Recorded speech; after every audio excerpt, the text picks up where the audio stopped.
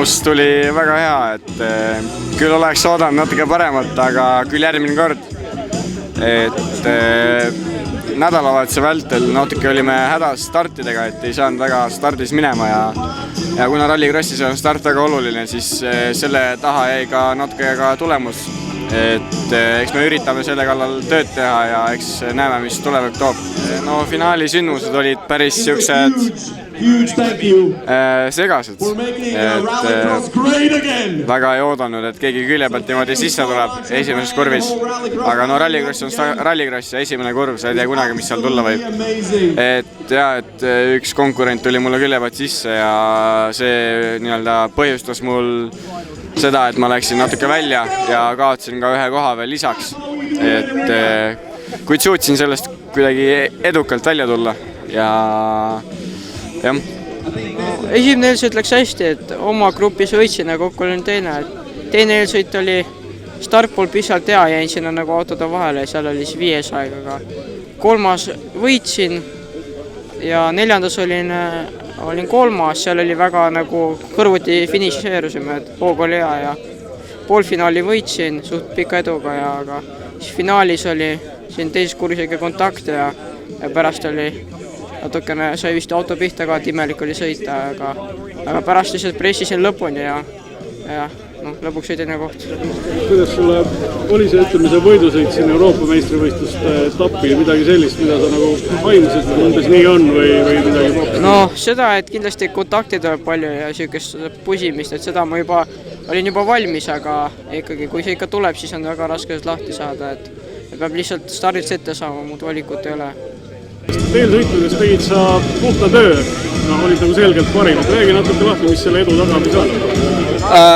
Meil stardid olid väga paigas see nädalavahetus, et läbi mingi imemuu, mis ma mingi tõbisin kallale, sain köha ja nohu ja pea on ikkagi päris paks olnud terve nädalavahetuse ja ka reaktsiooniajad on täitsa okeid olnud ja ma arvan käigu ülekanded, mis me oleme välja töödelnud siin aastatega ja amordi seadet, et kõik see pani nagu stardi jaoks nii hea paketi kokku ja me suutsime seda ka isegi raja peal nii-öelda ära kasutada ja sõita ära selle auto, et jah, võime oma kvalifikatsioonidega väga rahul olla ja et ma arvan, et me panime päris kõva punkti maha sellega.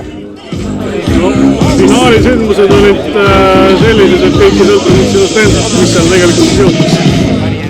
Finaali stardist läksin ära, sain auto tagaosas päris kõva koksu, aga mingi hetk ma esimese ringi lõpus tundsin, et tagumine parem ref hakkab nagu tühjaks jooksma, ma ei tea, kas see oli siis kas sealt stardis kuidagi või kuidagi raja pealt peale kondanud, aga jah, siuke ebaõnne värk, et saime siis endale finaaliks sellise refi, mis tahtis tühjaks joosta ja jooksis ka, et väga keeruline oli ikkagi sõita ja hoida seda autot rajal sedasi ja ma arvan, et see kolmas koht, mis me täna ära tõime, ikkagi hambad ristis sealt finaalist, et see on ma arvan, see on täitsa arvestatav sellises konditsioonis autoga, mis me sealt tulime välja.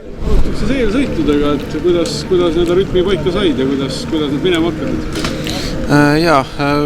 Võib-olla alguses trennides oli väga kiirus kohe, sellega olen rahul. Aga jah, esimeks eelsõituks tegime refidega natuke teistsuguse valiku kui teised ja sealt ei tulnud väga head tulemust. Aga edasi juba teine kolmas sõit väga hästi ja kiirus oli olemas, et ringiajad olid väga head, aga jah, startidega peame veel tööd tegema, et ei kaotaks aega teiste taga sõites ja et saaks juba hästi minema ja puhtalt lõpuni. No finaalina sa töötasid ennast välja ja ega see sõit oli nagu väga tihe ja väga põnev, et mis sa nagu ise nagu põhilisena nagu välja tooksid sealt nädalavahetusest?